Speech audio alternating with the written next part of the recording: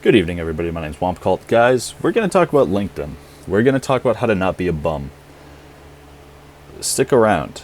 Usually at this point in the video, if you guys are familiar, I say if that sounds interesting to you.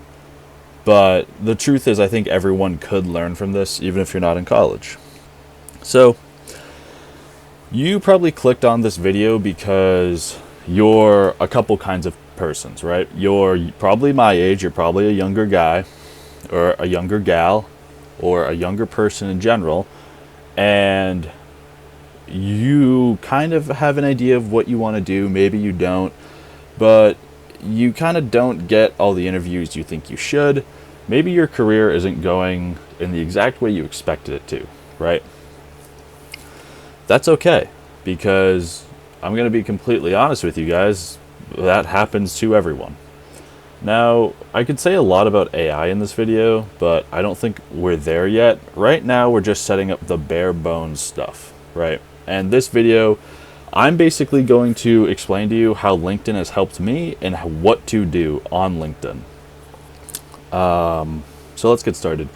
So, right off the bat, a lot of people assume LinkedIn is for college kids only, which I think is a horrible distinction, right? I think that it helps college kids more, but I think if you're not in college, and if you're in a trade or in something else, you should be using it more, because it's not always optimized for your field, and therefore, you will stick out more. You will be the guy who's on LinkedIn and is like a welder, you know what I mean?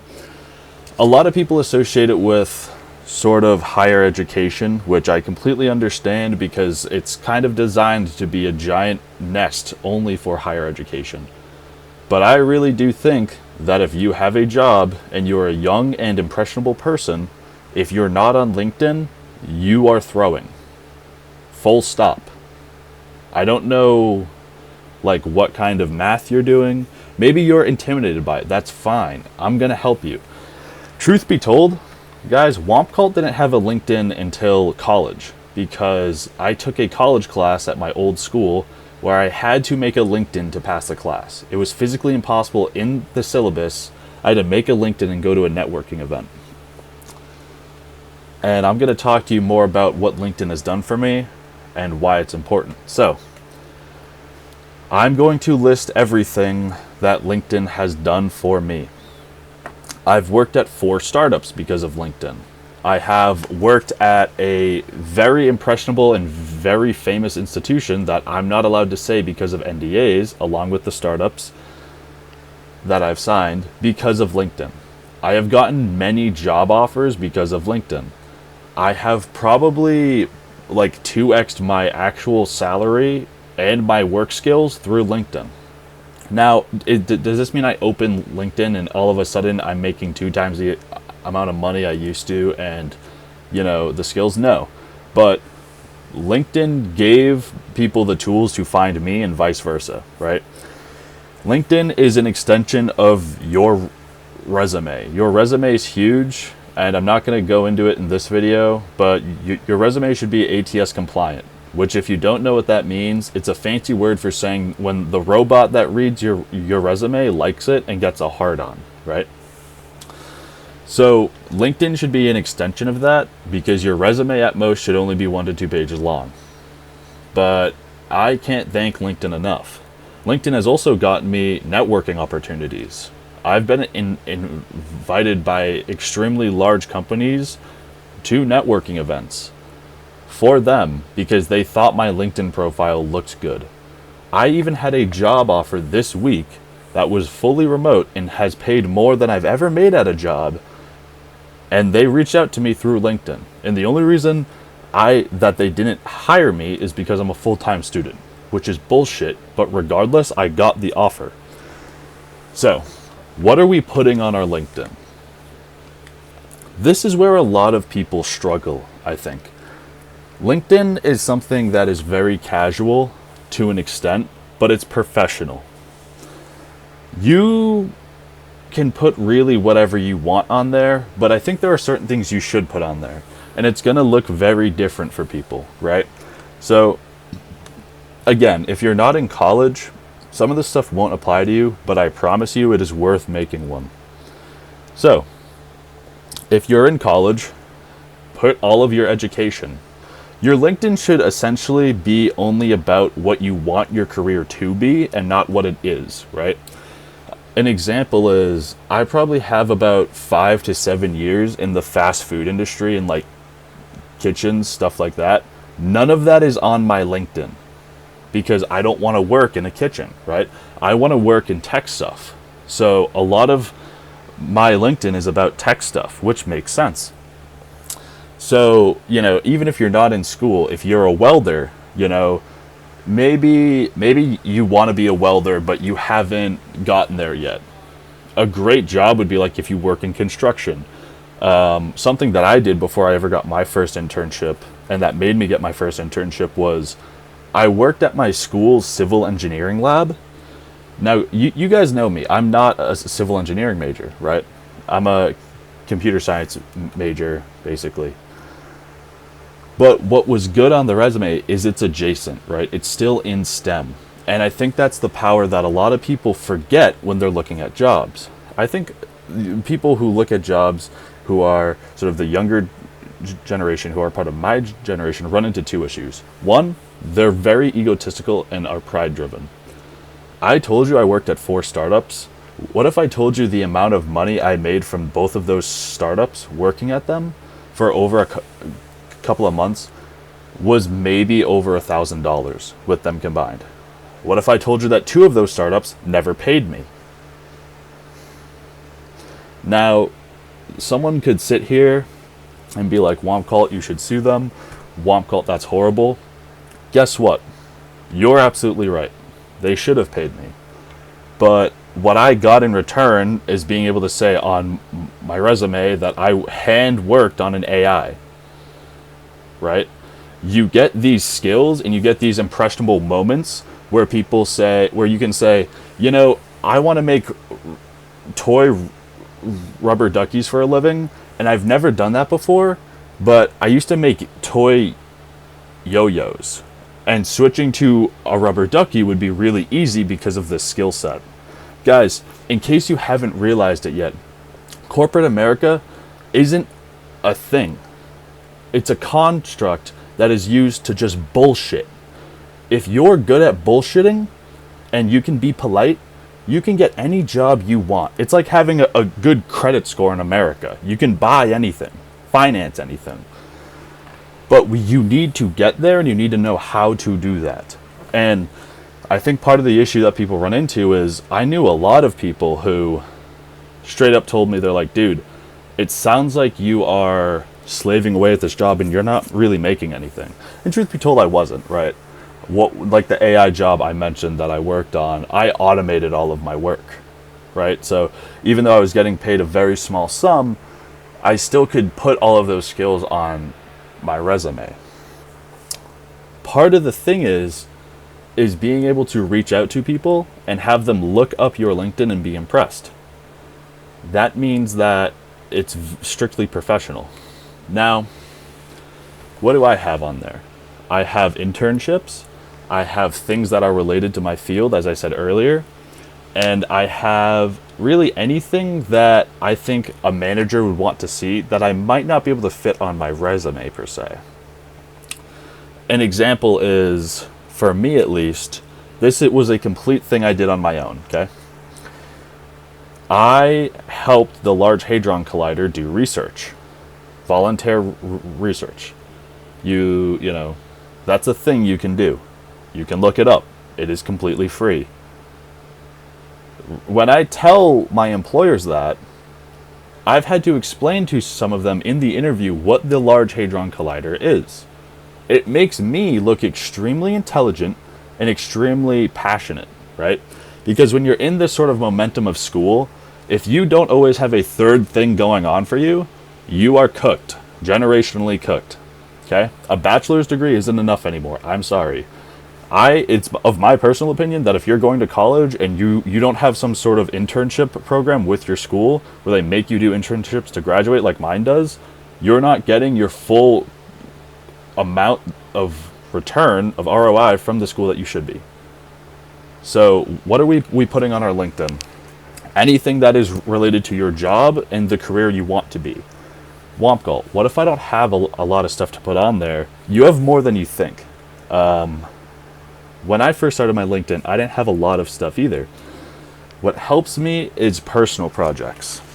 Now, for other people, this might be really hard because STEM is such a field, not even STEM, computers is such a sort of cheat code with this part of LinkedIn because you can just farm personal projects. If you don't know what they are, it's kind of an industry standard in the computer science field that you will do computer science work in your free time as a hobbyist, and you will put that on your resume because basically you're a nerd and it's cool. So what if I'm a plumber, right? This is where things might get a little different, but it's still important to have values and stuff that you can do on your own. Because I guarantee you, 9 times out of 10, you can ask for something and someone will help you in the industry, but you're not asking. This goes on to the next point, which is about connections. LinkedIn is a very good place where you need to make connections. Now, a lot of HR people at this point are probably going to tell you to only connect with people you know. Because based on where, like, if you put your high school in, and if you're in college, put your college in, LinkedIn will basically automatically sort by, hey, you worked here. This is all the people on LinkedIn who used to work here or work here. Hey, you put this high school in. Same thing, right? So it basically automatically gives you a pool of people that it thinks you know. This is perfect because you can do what I did. So I have 2 alma maters technically, so I was pulling from both of those for a while until I edited my LinkedIn and removed the past one. But that means that I had 2 different pools to pull from. If you're a transfer student, that's like actually just meta. At this point, what you're going to want to do is you're going to spam connections whenever. What this means is, or usually what I do, guys, to be completely honest, and my friends have caught me doing this a couple times in the club. I'll be in the club, I'll be off my rocker, I'll remember, oh wait, I need to go farm LinkedIn. I'll open the LinkedIn app while I'm drunk and just hit connect on people. And here's the thing, at first, it's not going to work a lot and they'll soft block you. Like, I forget how long it was, but I remember I had to do it for that assignment like I mentioned previously. And it was like, okay, you sent out the maximum like connections you can send in 2 weeks or whatever. So then in 2 weeks, I just open the app and do the same thing again. Because LinkedIn doesn't tell people how many connections you have. It just says if you're over 500 or not, which looks really good. Because then it looks like you know people. Something else that's landed me multiple jobs is by doing those connections and by being connected with people, you can go online and stalk the job that you just applied to, or you think you're going to apply to, and connect with the HR manager. That's what I did to work at one of the places that I can't say I worked at. Which basically got me the job. I'm 90% sure that in applying early got me the job. Because my name looked familiar to them and they must have been impressed with what they saw. So, overall takeaways from this video. It's never too late to start a LinkedIn, even if you haven't already. You should ultimately be yourself and be professional, right? So, an example of, obviously I don't want to show mine because I don't want to dox myself already more than I do, but how about I read my bio so you guys get an example. Also, a lot of people say you need to have your face on LinkedIn. A lot of people do. I have a little avatar, it's kind of whatever. So, this is about me. First generation student at college, studying cybersecurity with a minor in computer science. Great. In the about section, I talk about like some of my hobbies, and I just kind of mention it as, hey, when I'm not working on cybersecurity stuff, you know, I like the beach, I like nature, I like skateboarding, you know, I like music. And a key line is, what you want to put in your bio is, feel free to connect to discuss anything related to blank. So for me, it's all about tech stuff, right? You can put other stuff in there too. Other stuff is your skills. You're going to get these through jobs. Again, with tech stuff, it's different because like my skills look like knowing Mac OS, knowing Windows 10. But like, you know, for a welder, it might be a certain certification, or, you know, I wish I knew more about welders. I keep going back to the trades and really trying to hammer down that this is for everyone. but it's a little bit out of my depth. I'm not gonna lie, but I know that you guys have certain benchmarks that you can put there too. You can put certain skills in there, like I know how to do a TIG weld. That's like the only welding thing I can think of, or stuff like that, where people are like, it's industry standard, where you're like, okay, this person isn't an idiot, and they know what they're doing. So, I have my experience. I have my last internship. I have my old lab job I talked to you guys about, my other internship. I have some education in there. I have my certifications, which I have 3. Certifications are always good. If you're in tech, I recommend starting with the Google ones. I have a couple Google ones. I have the Google IT one and the Google cybersecurity one, and then I have another one from CISA. I have my volunteering experience, obviously. Also, a really important thing for all of my bilingual people out there, please only put that you know a language if you're fluent in it. Like, I speak some German. That's not on my resume, okay? Something else that's important is if you do speak 2 languages. So, like where I'm from, it's really common in the U.S. where I'm from, where English and Spanish are basically the 2 primary of like the languages, right? So if you work a job and they want you to speak Spanish, you got to milk that, right? You got to really hammer home, hey, this is what I want. So basically, to wrap it up, it's never too late to start a LinkedIn. You have more skills than you think you have, and you need to start doing some career stuff in your own time if you can't find an internship, to prove to them that you can do it. Your network is way larger than you think it is, and if it isn't, you can artificially inflate it. And this is how you will win. This is how you're going to get job offers. Guys, is this going to cure like the giant pimple you have on your back? Probably not, right? But that pimple is sure going to feel better if you're in the giant penthouse and you're not being a bum. Guys, if you have any questions, honestly, just comment down below. Out of my friends, I'm weirdly good at like career stuff, so I just figured I'd share this with you guys. Yeah, take it easy. WompCult out.